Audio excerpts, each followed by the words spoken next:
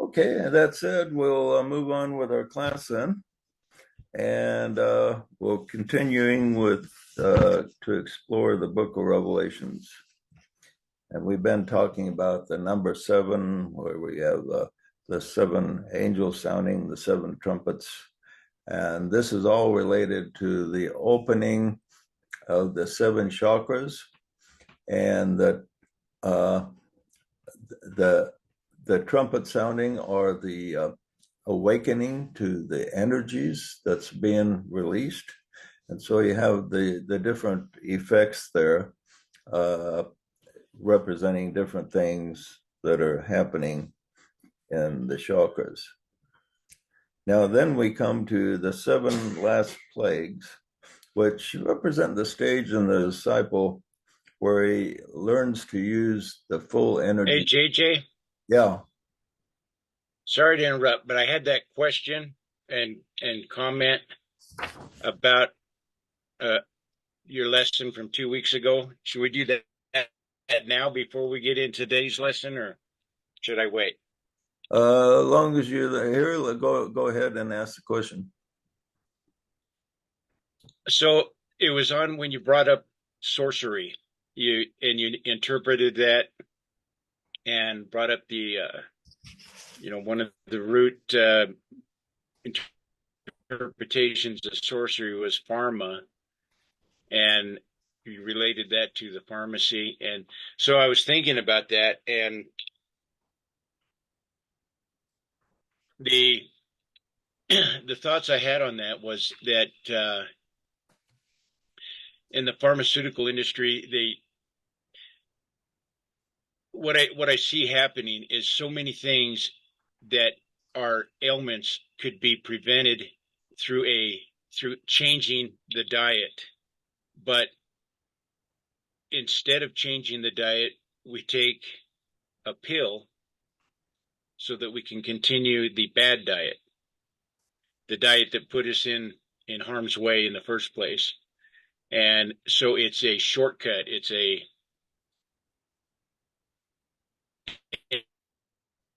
and what I'm seeing is that that's the sorcery part of it. Instead of correcting the problem with the diet, we choose to take a pill that alleviates the symptoms instead of taking care of the problem.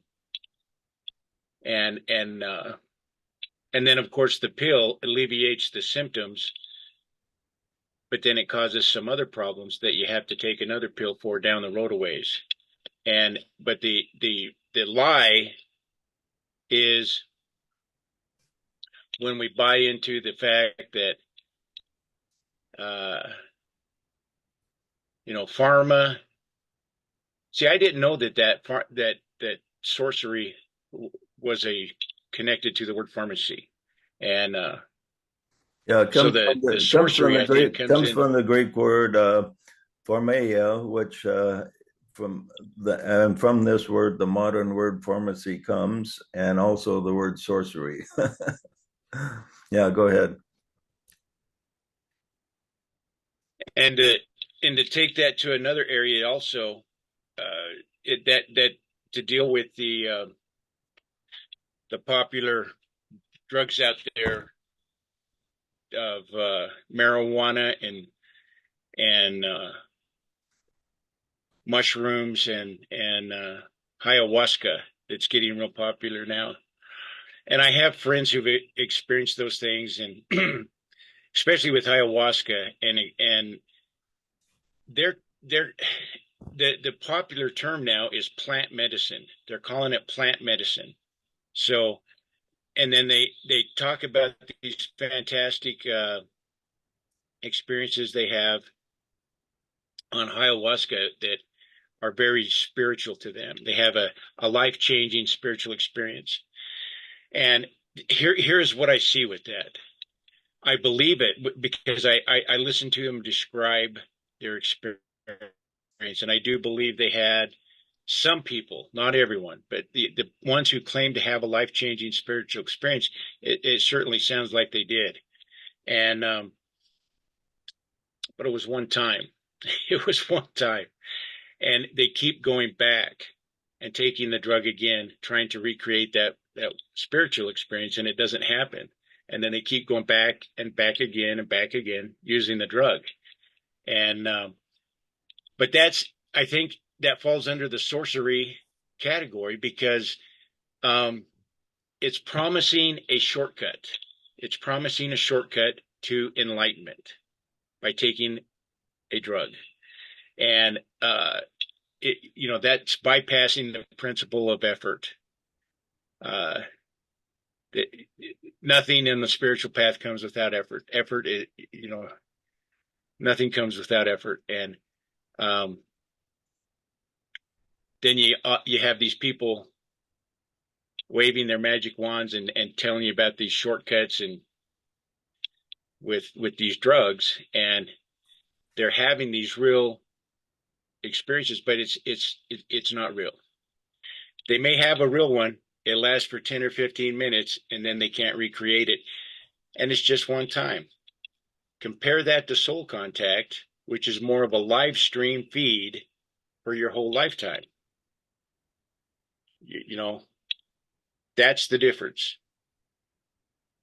Yeah. But anyway, so when I was thinking about your lesson on that sorcery, those two things came up, and it fits. Those things fit because they're associated with deception, and they're associated with the person buying into the deception and then getting on the wrong path and it doing some devastating things in their lives.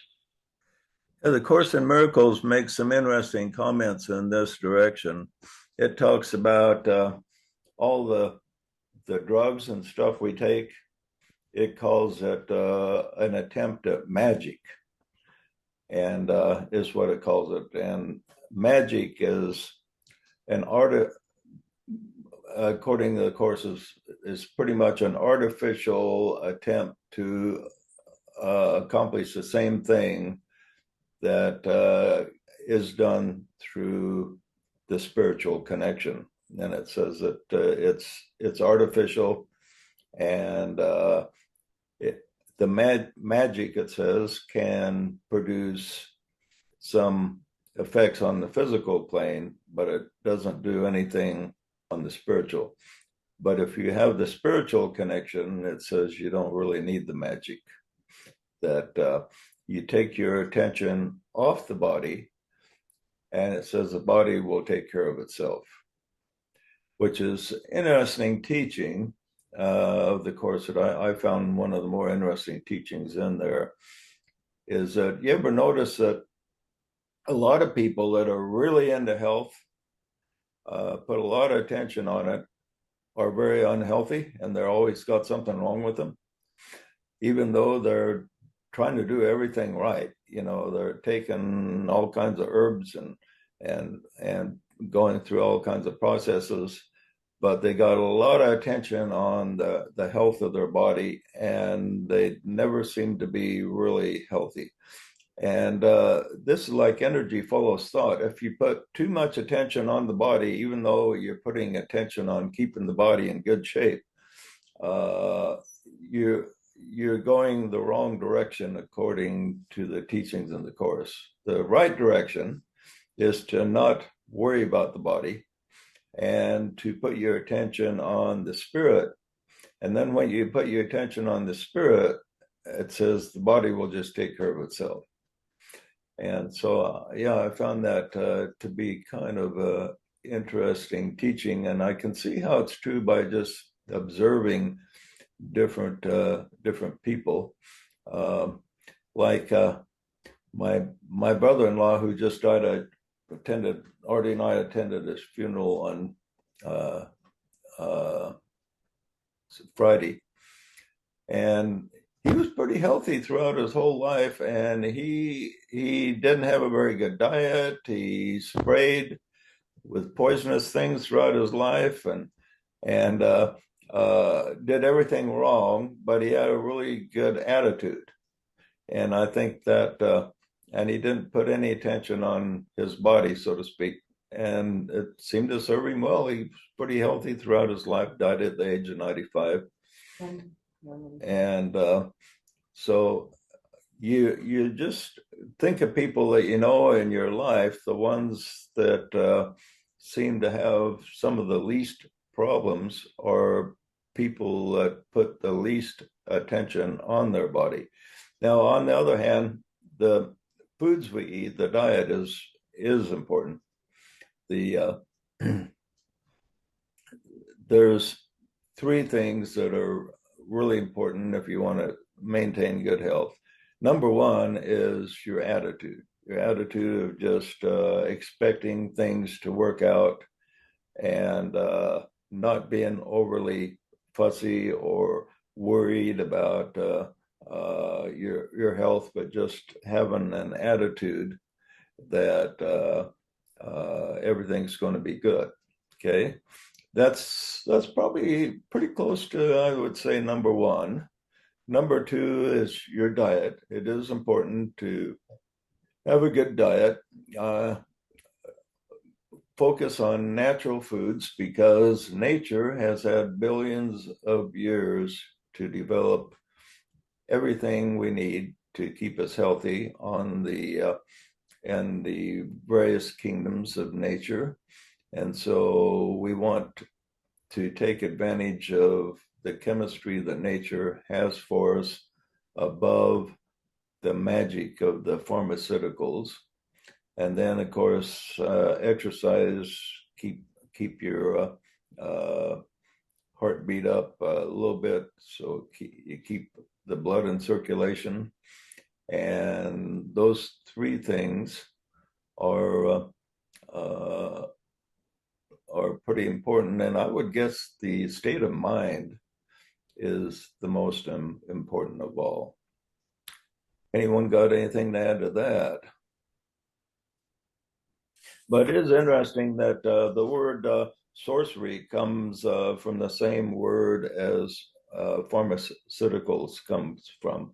And yeah, I think the Tibetan talks a little bit about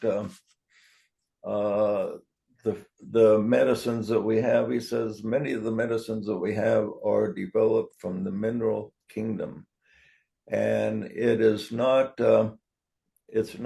in the desired course of nature that we take our nutrients directly from the mineral kingdom. So he says this is like contrary to nature, that we take the mineral kingdom and we take the chemistry of that and create medicines. And he says our bodies are not designed to take nutrients directly from the mineral kingdom. And so this is why the pharmaceuticals, that many of them are wind up doing more harm than good. He says the plant kingdom is where we need to take our medicines from. So when the pharmaceuticals use just chemicals from the mineral kingdom, then what happens is you have side effects. And then with these side effects, then they have to take another medicine to counter the side effect. And then this produces more side effects. And people my age, I was reading a while back, the average, I think, was taking somewhere around a dozen different pharmaceutical drugs. And a lot of those were to counteract side effects of other drugs. And so this creates kind of a nightmare for people by the time they get up to taking that many different drugs. The only drug I take, pharmaceutical drug I ever take, is aspirin a couple times a year. But if I ever get a headache that disturbs me or something, but that's about it. I stay away from the pharmaceutical drugs as much as possible. But now Ed, he's even older than me. He's pretty ancient. Do you take any pharmaceutical drugs, Ed? I don't take any drugs unless I am, well, for example, if I had an abscess tooth and they recommended some antibiotics, that would be the only time. But, in the Bible, it says, seek you first the kingdom of God, which means seek you first the alignment with the divine, and all things are added unto you. right action is made known to me by my alignment, and I don't have to worry about the details. I just ask myself, what do I know about this, and go that way. Yeah, yeah.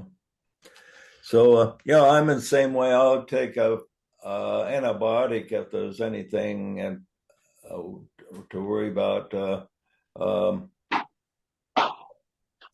in that direction, which is really rare. But if an antibiotic does make sense, matter of fact, I think antibiotics are from the plant kingdom, so maybe that's why they're as effective. But they've overused that drug so much that it's not nearly as potent as it used to be. A lot of the bacteria are developing resistance to it. One thing you can do in lieu of an antibiotic sometimes is just go on a fast, like a 5 or 6 day fast, and that'll a lot of times reduce the infection. I've had success doing that. Yeah, so if you go on a week fast, that'll usually wipes out about everything. The only exception I've had to that was a long time ago, way back in the 70s. I got a strep throat, and I went on a week fast, and it still didn't do anything. So I went on an antibiotic, and it wiped it out in a couple of days. So in that case, antibiotic was made sense. But normally, a week fast will wipe out just about anything. I was surprised it didn't do anything to the strep throat. But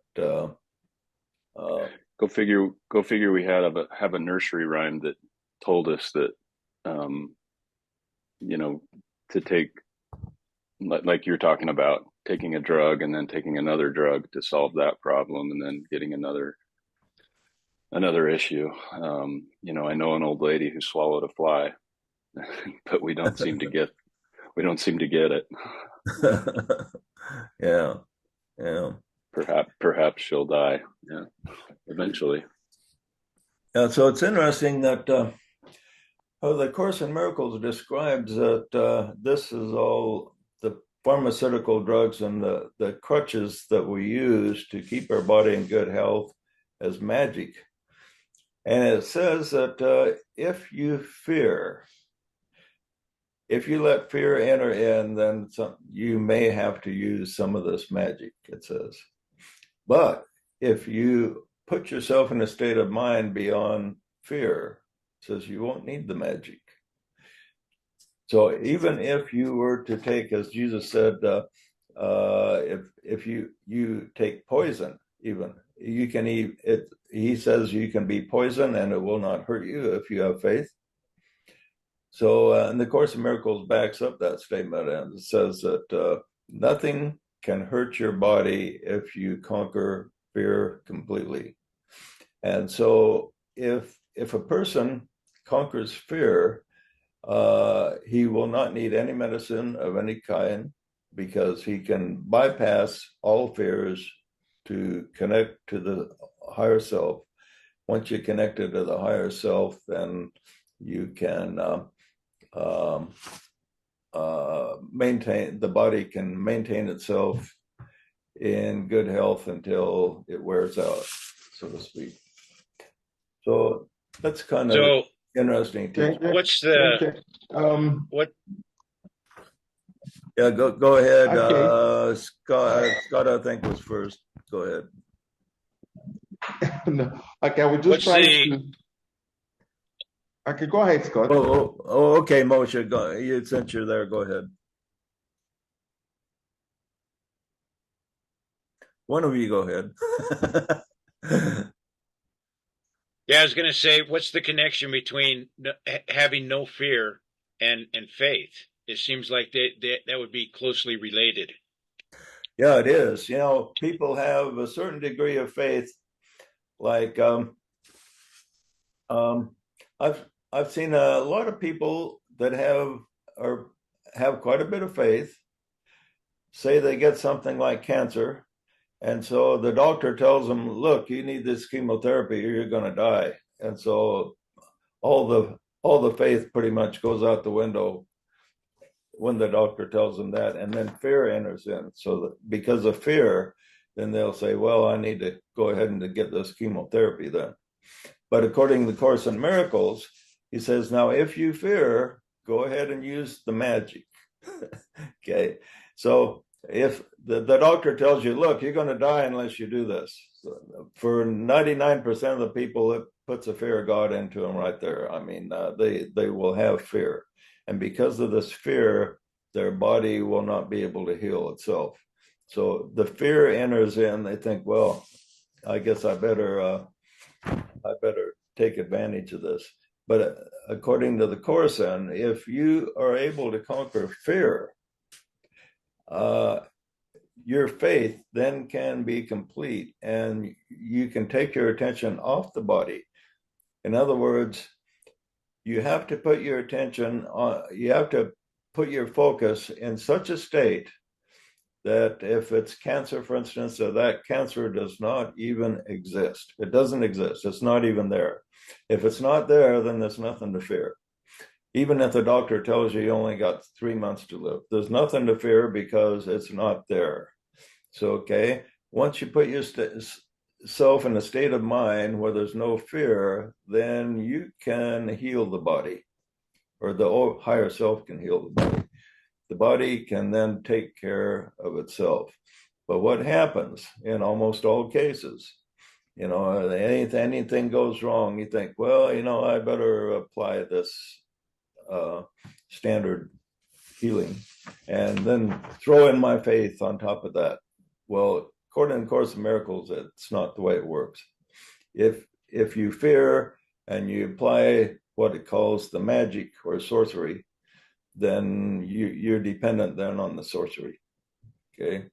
So you have to take your focus away from the fear. And if you do not fear the disease, you don't do anything about it. Because there's no energy going to the disease, and the disease dies. That's the trick. That's the trick right there. It's so easy not to fear when it's not happening to you. When you're in the middle of a battle and it's happening to you, then it is so tough not to fear. But let me tell you, because I'm trying to get a handle on it. See, it's so easy to say just don't fear, and then your body heals itself. But that's a complicated maneuver, and I want to understand that better. But let me tell you this, JJ. I saw a documentary on the placebo effect, and this doctor in the United States, he was a surgeon, and he specialized in fixing knees when they would tear the MCL or ACL tendons, and he would repair those tendons. And then on his own, without telling anybody, he would do an incision on the skin, and then he would stitch it back up, and then he would tell the person it was a successful surgery. And he goes, and as a matter of fact, he goes, it wasn't that bad of a tear, and I expect that you're going to heal faster than normal, and you're not going to have any problem with this at all. And weeks later, months later, they would do x-rays, and there would be no sign that there was ever a tear, no sign that there was a surgery. And then he would reveal to them that he didn't do a surgery to repair it, that he was experimenting with them with the placebo effect.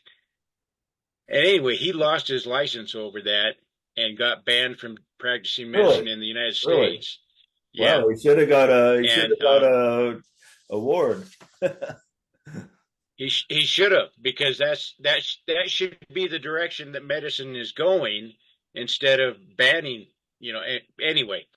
So, but that sounds an awful lot like what you're talking about with not having fear. So the doctor was able to remove all fear from the person's mind. He lied to him. Okay. He used deception to do it, but he removed all obstacles out of their mind, and then the body healed itself.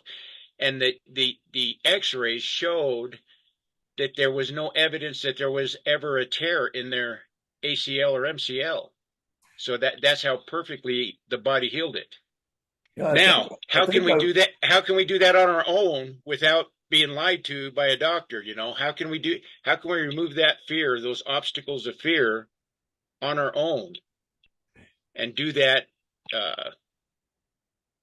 Yeah, Because it's a that good power's question. there. It's a good question. And when you hear about this, and I've heard that story before, and it's quite interesting. But when we talk about this in theory, especially among the New Age community, they say yes, that's the way it is, and everything. And I've had New Agers and kind of people with this type of thinking in my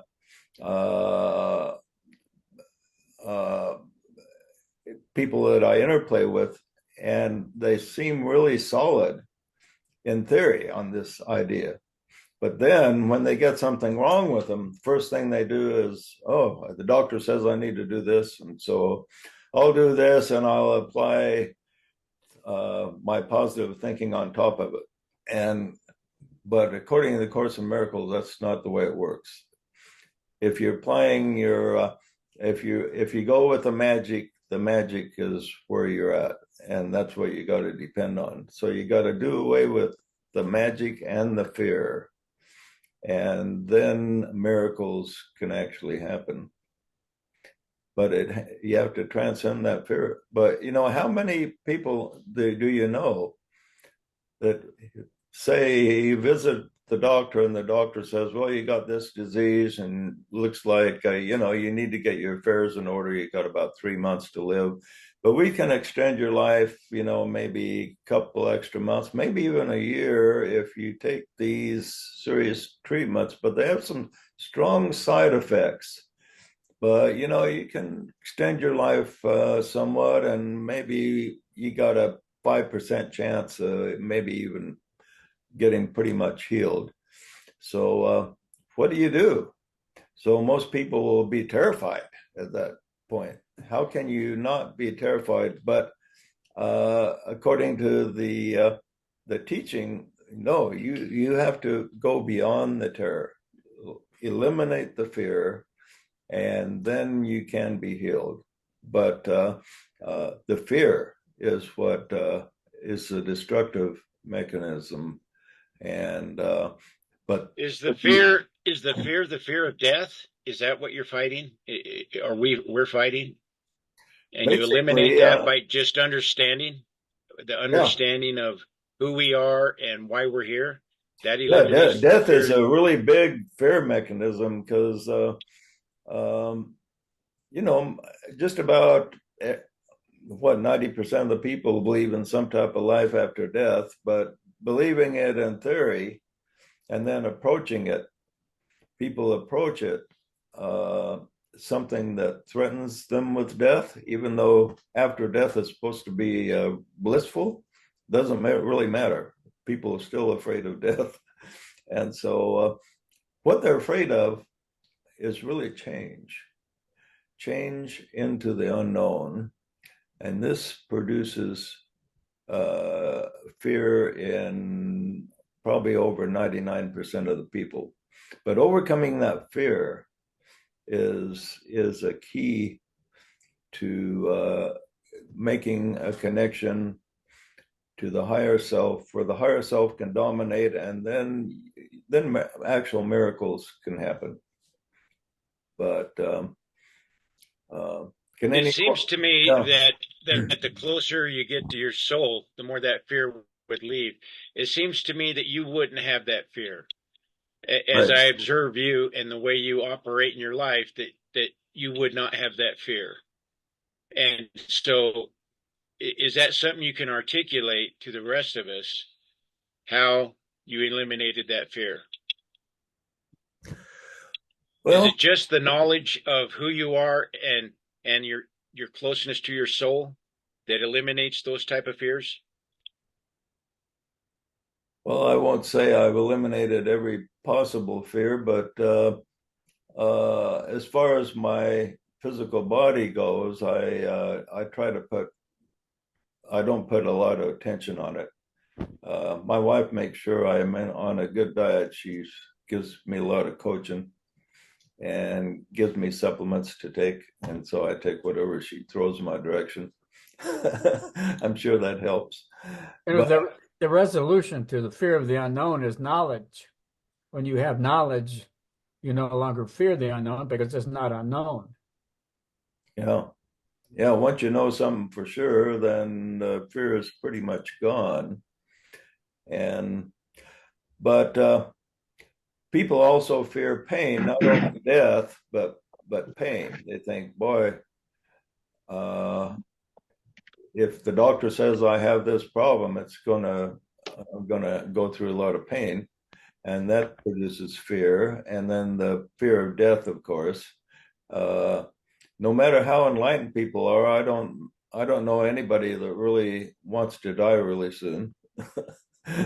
We all feel like a sense of mission, that we have a purpose here, and all of us, we want to make sure that we live long enough to fulfill our purpose. And so this is also can create a fear if you feel like, well, I may not be able to fulfill my entire purpose unless I can stay healthy. So there's lots of things that produce fear, but death is the big one. If people that have had near-death experiences where they don't have any fear of death anymore because they've actually been there, those people have pretty much overcome that fear, and a lot of them are a lot healthier after the near-death experience than they were before, which is quite interesting because a lot of their fear is now gone. Okay, Moshe, you had something to say. Yeah, JJ, I was just going to ask a question talking about fear or overcoming fear. I've seen situations where wild animal trainers, got eaten by the animals, and they had conquered fear about these animals, as it were. And but just one day, from, from from I don't know, something just happened, and they got eaten by the animals, and they got killed. I'm just like wondering what could have gone wrong because they had no fear. They could relate with these animals. I had it recently. We had this guy who just walked into the zoo here in Nigeria, and he had so much faith that the lion is not he's not going to be eaten by the lion. And he walked into the zoo, and unfortunately, he got eaten up by the lion, and he died. So I'm just like thinking, what went wrong, in this kind of situation? Yeah, what's the name of that? Those couple guys that had the um, act in Las Vegas, and one of them got attacked by one of the lions. Siegfried and Roy, was that it? Siegfried and Roy, and one of them got attacked, and they didn't really have any fear of their animals, but it was just kind of a fluke that happened. And for what happens in life, it there's a number of different causes, and in that case, who knows? It's possible that I think it was Roy that got attacked, if I remember right, and it's possible he just had just a window where he thought, well, we had what if this happened or something like that. It's possible he just opened a window of fear that the animal picked up, or it's possible somebody else instilled something in that animal, and the Roy was just a victim there. So there's always a lot of elements in any event that happens, especially a major event. There's just not one thing that produced it, but there's always a number of elements that went into the production of any major event that happens in your life. Yeah. Anybody Hey, got Jill, any thoughts on that? JJ. Yeah. Yeah, that brings up a question with Daniel in the lion's den. How much of that was Daniel not having fear, and how much of that was just his soul and maybe other higher beings just controlling the lions, and Daniel had nothing to do with it? Or so now I have the question: was it all Daniel just not having fear, and it was a example of his faith, or was it higher beings interceding and just controlling the lions without any intercession from Daniel? Yeah. The lack of fear had to be the beginning of it. So Daniel had to put himself in a state where he thinks, well, if the lion eats me, fine. If it doesn't eat me, fine. I accept without fear whatever happens, no matter what. So that's the state of mind he had to put himself in. So he had no fear. So then the connection with the higher realms was established, and if that lack of fear was not enough, then he got assistance from higher beings that come and maybe calm down the lions. So that would be my. Would that be the same for the three young men? I forgot their names that got put into the furnace, but they didn't Yeah, they didn't burn up.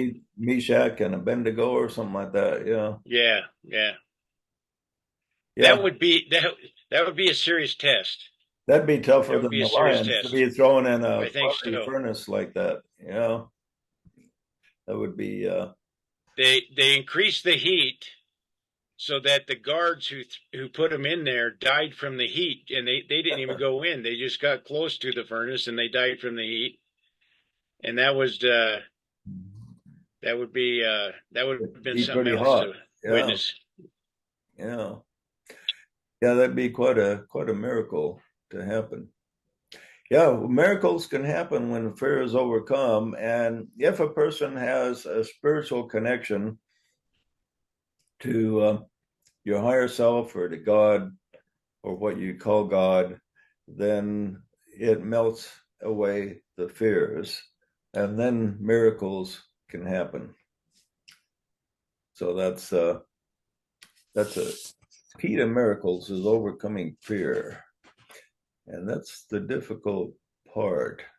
There's many It seems like layers. that would be a key to using faith too.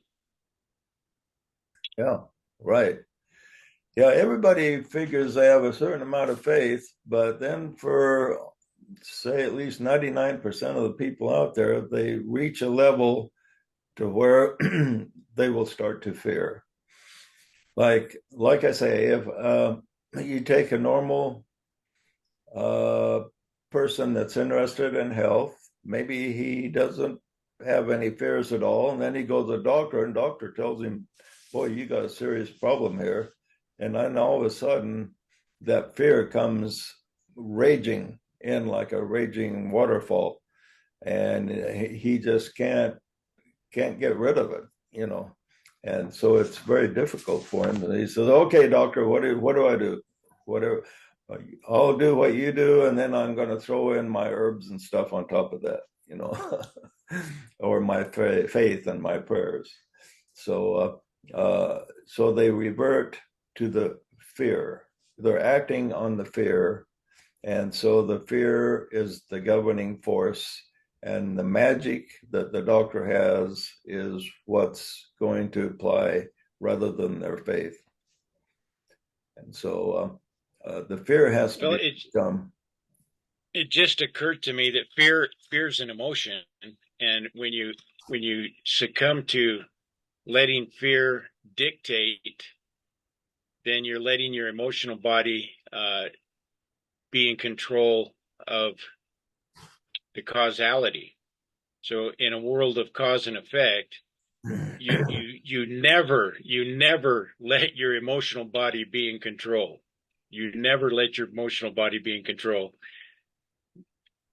Yeah, the course So gives another statement on fear. It says there's only two emotions, fear and love. So not that there's just two emotions, but every emotion that we have branches off from either fear or love. It's like say if you're jealous because you fear that somebody else may captivate your loved one's attention more than you. So it's say the feeling of jealousy is related to fear. So all the negative feelings are related to fear. All the positive ones are related to love. And when we're focused entirely on love, then fear will not be there. Fear will be destroyed when we focus entirely on love. So it's love and fear. So if we fear, then we have to say, well, where is love lacking? Where do I need to embrace love more? And if you embrace the love of the Spirit, and the doctor says you have 3 months to live, you can then say, well, whatever happens, I embrace love, the love of life, the love of Spirit, and whatever happens, I will not be divorced from the energy of love. I will stay with it. And this will eliminate fear.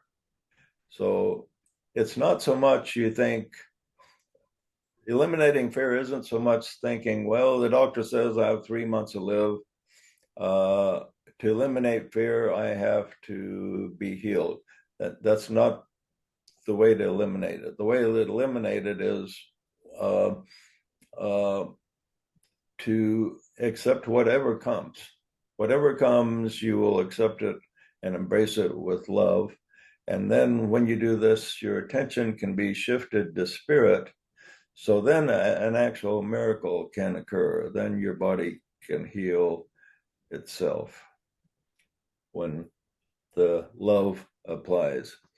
But like I say, this is a lot easier said than done. And a lot of people think that, boy, if anything happens to me, I'm going to be able to heal it naturally or through faith or whatever. But then when it actually happens, then it's a lot different story. Then the doctor tells them they have 3 months to live. Then who do you know that could be told that wouldn't have some fear? You probably don't know anybody that wouldn't have a certain amount of fear if a doctor tells them that. So that's overcoming fear is a really tough thing for people to do. It's a very potent emotion. But on the other hand, love is even more potent. So love can diffuse fear. Just like while I was reading about Love has the principle of the dominating good behind it. I mean, it has a lot of things behind it, but it has the power of the dominating good behind it. Yeah, look at a mother's love in relation to a child. So it's going to always be more powerful than fear. Yeah, look at a mother's love in relation to a child.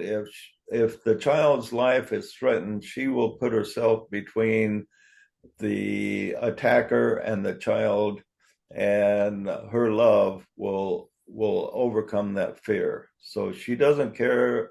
She's willing to give her life. And remember that shooting that happened in Colorado where this guy shot up the theater? Do you remember that? There were like 5 guys there that threw their bodies on top of their female companions, and they were actually killed, and they saved the life of their female partners that they had there. So they used their male macho energy in a really good way, in the fact that even though I'm sure they had a fear of death, their love for their loved one that they were sitting with was more prominent than their fear of death. And so they threw their bodies on top of their loved ones and they got shot and killed and saved their loved ones. And so that's a type of thing that happens with love. And when you go with love, there may be some physical effects happen that are negative, like with these guys, they wound up giving their lives, but I'm sure in the next world they were really happy that they did that. And they received their just reward, I'm sure. And their girlfriends that they threw their bodies on top of, they probably had really warm feelings for those guys for the rest of their life. And so it increased the love for themselves and the girlfriends of the lives they saved. Okay, any more comments on this? We kind of went off topic a little bit, but that's fine. We'll have some interesting things to talk about as we go into this, where we explore the little book that John is given to eat, which tastes like honey, but after it's swallowed, it's like bitter, which one of the more interesting things that we're going to explore the interpretation of. Okay, anything else before we sign off the class for today? But this talk about fear and love, this is a really important topic because, like I say, overcoming fear is a lot easier said than done. I've encountered a number of people who said they don't fear anything, they've never had fear, and I don't believe them because I think everybody has had different fears they've had to overcome in their life. One thing to remember that knowledge is power. And when you have the knowledge of how things work, there's little fear of the unknown involved. Yeah. Yeah. I always know that whenever God, the Bible says, fear not, it means there's a lot of things to fear. Wherever the word comes, fear not, it means there is something to fear about. And I think one just have to get help, from either the masters or the hierarchy to give one the confidence that one really needs at every given point in time. Because sometimes I remember I had a situation where armed robbers came into my house. Suddenly I had, and when they got into the house, I just realized that somehow I don't know what happened. I was just not afraid. Despite the fact that they had guns, they had knives, and were all threatening my life. Even when they shot my wife, I somehow was not scared.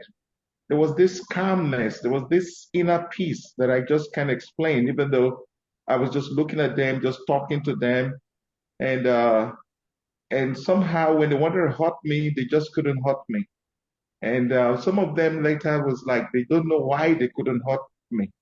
So I think I had help because there was just no fear. There was no element of fear inside of me. I just remember that night. There was calmness, even when there was that accident where my wife was shot. But I just had that inner quietness. And I was listening to the instruction telling me, do this, do this, do this. And I was just obeying every little thing I had to do, just gave me victory that night. And I was not hurt. Oh, good. So Yeah, well, I think you listen to your soul, and if you listen to your soul, you won't fear, and that's really really good. And it's interesting that Jesus, when different circumstances happen, he did tell his disciples, "Fear not." And so that's the first thing that we must learn as disciples is to not fear. Like I say, easier said than done for in many circumstances, but it's something that we must learn. Okay, my friends, let's go on to the meditation.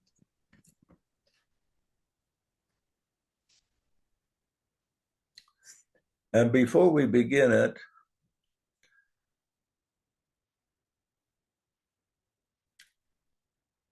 it's important to realize that almost every fear that we have is associated with the body itself. If the body can be transcended, then almost every fear is eliminated. But the only fear that may not be closely associated with the body would be maybe fear of being embarrassed or something like that. But to think if the body cannot be harmed, think of how many fears would just disappear. If the doctor tells you you got 3 months to live, then and you know your body cannot be harmed, then it wouldn't bother you at all. It doesn't matter what the doctor would say. When you think of any fear that you've had in the past, it's connected to the body. Say if you break some law and they're after you, what you're worried about the body is they can throw your body in prison, and that creates a fear.